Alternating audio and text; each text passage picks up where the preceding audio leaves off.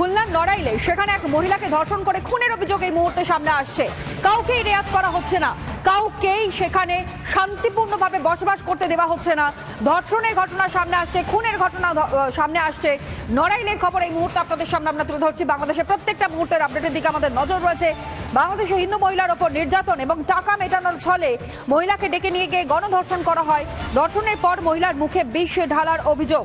শুক্রবার সকালে যশোরে হাসপাতালে মৃত্যু হয় ওই নির্যাতিতার। এমনকি রাজিবুল সহ ফারুক চঞ্চলের বিরুদ্ধে অভিযোগ উঠছে। অভিযোগ করেন নির্যাতিত ওই মহিলার পরিবার। পুলিশের তরফ থেকে কি জানানো হচ্ছে শুনুন কি যুক্তি তাদের। যৌন হয়রানির একটা বিষয় গত 24 তারিখে হয়েছে। একজনের সাথে সম্পর্ক ছিল, তার নিজের সম্পর্কের কারণে তিনি যে কোনো এক জায়গায় গিয়েছিলেন। তো সেটার কারণে আরও 2-3 জন নাকি তাকে এই বিষয়টার কারণে আটক করেন। আটক করার পরবর্তীতে যে কোনো একটা বিষয় তার সাথে হয়েছে, যৌন হয়রানি বা এরকম কোনো কিছু। তো পরবর্তীতে সে বিষ পান করে বাড়িতে আসে এবং চিকিৎসাধীন অবস্থায় মারা যায়। তো এই বিষয়টা আসলে গভীর তদন্তের প্রয়োজন। আমরা সেই তদন্ত করতেছি। সংবাদ প্রাপ্তির সাথে সাথে আমি ঊর্ধ্বতন অফিসারকে অবহিত করি। পাকচিক থেকে যে ধৃত বাংলাদেশি তাকে জেরা করে লাগাতার চাঞ্চল্যকর তথ্য ইনফরমেশন আপনাদেরকে দিই, যেখানে ধৃত মোহাম্মদ আবেদুর রহমানকে জেরায় চাঞ্চল্যকর তথ্য সামনে আসছে। ভারতীয় হিসেবে আধার কার্ড তৈরি এবং সেই আধার কার্ড কিভাবে তার কাছে আসলো আবেদুরের কাছে, এই সমস্ত বিষয় নিয়ে আরো বিস্তারিত আমরা জানবার চেষ্টা করবো। এই মুহূর্তে সৈকত আমাদের প্রতিনিধি আমাদের সঙ্গে বিস্তারিত জানাও। সৈকত,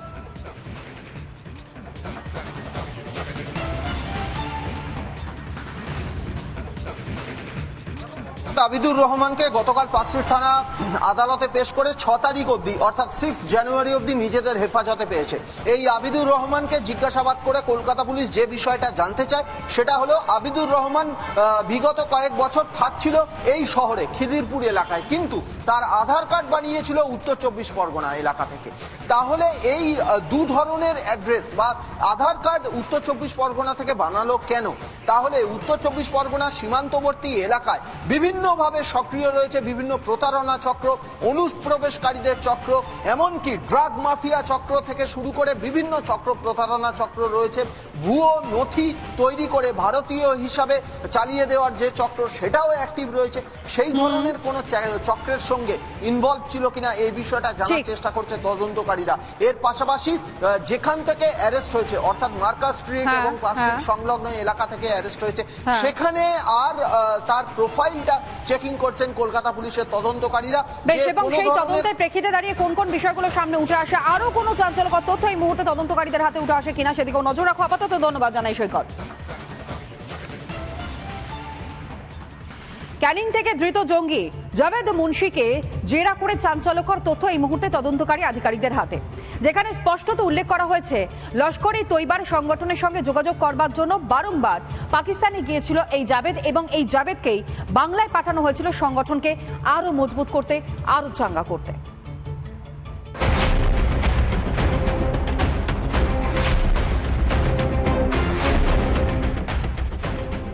মুখ কাপড় দিয়ে বাঁধা, দেখে বোঝার উপায় নেই সাধারণ মানুষ নাকি কোনো জঙ্গি গোষ্ঠীর সক্রিয় সদস্য। কিন্তু দিনের পর দিন অনুপ্রবেশের সংখ্যা দেখতে দেখতে মাথায় হাত গোয়েন্দা বিভাগের। একইভাবে ক্যানিং থেকেও গ্রেফতার হয়েছিল আইইডি বিশেষজ্ঞ জাভেদ মুন্সি। কে জাভেদ মুন্সি তা জানতে পেরে চোখ কপালে ওঠার অবস্থা পুলিশের। কাশ্মীর পুলিশের বিশেষ দল জানায় এই মুন্সি একাধিক অপরাধমূলক কাজের সঙ্গে যুক্ত। এদিকে ধৃত জাভেদ মুন্সিকে জেরায় উঠে এলো চাঞ্চল্যকর তথ্য। কাশ্মীর পুলিশ জাভেদের খোঁজ শুরু করতেই বাংলায় গা ঢাকা দিতে এসেছিল সে। নেপাল ও বাংলাদেশে একাধিকবার যাতায়াত, পাকিস্তান থেকে অস্ত্র এবং টাকা আনতেই যাতায়াত। লস্করের বড় মাথাদের সঙ্গে যোগাযোগ জাভেদের। আইইডি বিস্ফোরণ করার পরিকল্পনাতেই বাংলায় জাভেদ। এই সুযোগটা তো সারা বিশ্বের টেররিস্টরা নেবে। পাকিস্তান থেকে লোকজন আসবেন, পাকিস্তান থেকে ভুয়ো পাসপোর্ট বানানো বা পাকিস্তানের পাসপোর্ট নিয়ে গেলে আমেরিকা বা ইউরোপিয়ান কান্ট্রিতে আপনি ধরা পড়বেন এবং সেখানে সন্দেহের চোখে দেখবেন। আপনি যদি ভারতের পাসপোর্ট নিয়ে যান সেই সন্দেহের চোখে দেখবেন না, সে আপনি যে ধর্মেরই হোক। গত 10 বছরে অন্তত 3 বার লস্করের প্রধান ডেরা পাকিস্তানের মুদ্রিকেতে গিয়েছিল জাভেদ মুন্সি। গোয়েন্দাদের আশঙ্কা তালাত শহীদের নির্দেশেই পশ্চিমবঙ্গকে ব্যবহার করে বাংলাদেশি জঙ্গিদের দিয়ে ভারতের বিভিন্ন জায়গায় নাশকতার পরিকল্পনা ছিল লস্করের। তাহলে কি মৌলবাদীদের পাখির চোখ এখন বাংলা? খাগড়াগড় বিস্ফোরণ না হলে আমরা জানতামই না যে জেএমবির স্লিপার সেল কিভাবে পশ্চিমবঙ্গের বিভিন্ন জেলায় ছড়িয়ে রয়েছে। তার ফলে এই এবিটির যে ঘটনাটা আমাদের জন্য খুবই চিন্তাজনক, যে বাংলাতে মমতা বন্দ্যোপাধ্যায়ের শাসনের থালে এবার আল কায়দাও চলে এলো।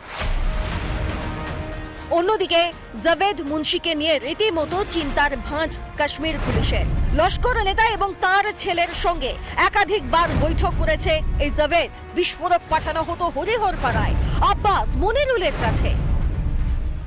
একটা বড়সড় নাশকতার প্ল্যান ছিল তাদের, সেটাই কিন্তু ইতিমধ্যেই জম্মু কাশ্মীর পুলিশকে ভাবাচ্ছে। তার কারণ যে রকম ভাবে বারবার সে নেপাল এবং বাংলাদেশ গেছে, যেটা তদন্তে উঠে এসেছে আর্মস অ্যামুনিশন এবং তার পাশাপাশি রিসোর্স বা ফান্ড, তার জন্য সে যে গেছে সেই নেপাল এবং বাংলাদেশ যাওয়ার পিছনে তার যে লক্ষ্যটা ছিল, সেই লক্ষ্যটাকে সে কিভাবে এই দেশে বাস্তবায়িত করত। গোয়েন্দারা আরও জানতে পেরেছেন সম্প্রতি চোরা পথে পাক অধিকৃত কাশ্মীরে গিয়েছিল জাভেদ মুন্সি। গোয়েন্দারা মনে করছেন বাংলাদেশ সীমান্তকে ব্যবহার করে ভারতের বিভিন্ন প্রান্তে, বিশেষ করে উত্তর পূর্ব ভারতে নাশকতা চালানোর পরিকল্পনা রয়েছে লস্করের। আত্মীয়ের বাড়ি আসার অছিলায় এ রাজ্যে জঙ্গিদের করিডোর তৈরির পরিকল্পনা ছিল তার। রিপাবলিক বাংলা। আর এদিকে মনিরুল শেখ এবং আব্বাস আলীদের কি কাজ ছিল? হরিহরপাড়া থেকে যে ধৃত দুজন জঙ্গি, তাদেরকে জেরা করে চাঞ্চল্যকর তথ্য। তার কারণ, যেমনটা গোয়েন্দারা তারা জানতে পারছেন যে এই দুই জঙ্গি তারা খুব আস্তে আস্তে ধীরে ধীরে মহিলা স্লিপার সেল তৈরির কাজ চালাচ্ছিল। তাদের মোবাইল ফোন থেকে একাধিক হোয়াটসঅ্যাপ চ্যাট পাওয়া গিয়েছে। অসম এসটিএফ এর হাতে আরও চাঞ্চল্যকর তথ্য। তার কারণ, বাংলা দখল করা নাকি শুধুমাত্র সময়ের অপেক্ষা ছিল এবং জঙ্গিদের নির্দেশেই নাকি এই কাজ তারা চালিয়ে যাচ্ছিল।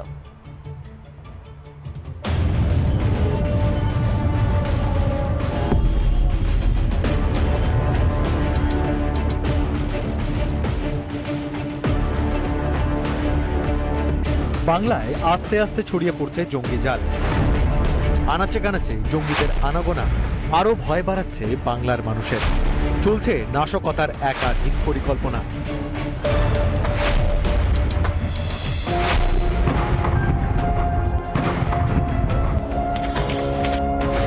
যতই দিন যাচ্ছে ততই একটা একটা করে নতুন তথ্য উঠে আসছে তদন্তকারীদের হাতে।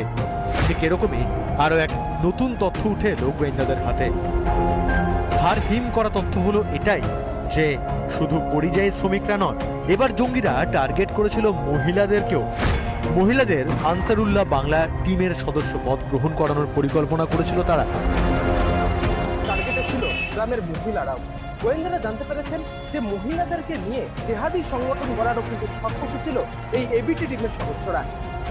মুর্শিদাবাদের হরিহরপাড়া থেকে ধৃত মনিরুল শেখকে জিজ্ঞাসাবাদ করে এমনই তথ্য পেয়েছেন গোয়েন্দারা। জেরায় উঠে এলো একাধিক তথ্য। এবিটির পরিকল্পনা ছিল মহিলাদের অংশগ্রহণ করানো। বোরখার দোকানে চলতো মহিলাদের মগজ ধোলাই। ছোট ছোট এলাকা বেছে নিয়ে পকেট সংগঠন, সেই সংগঠনের মাথা মহিলাদের করার ছক। মহিলাদের মাধ্যমে গ্রামে নাশকতার পরিকল্পনা। একেই বলে স্লিপার সেলের মহিলা স্কোয়াড। 95% ভালো লোক, এবং তাদেরও কিন্তু ওই হিজবুল মুজাহিদিন আর জসিমউদ্দিন রহমানির ক্যাটাগরিতে নিয়ে যাচ্ছেন।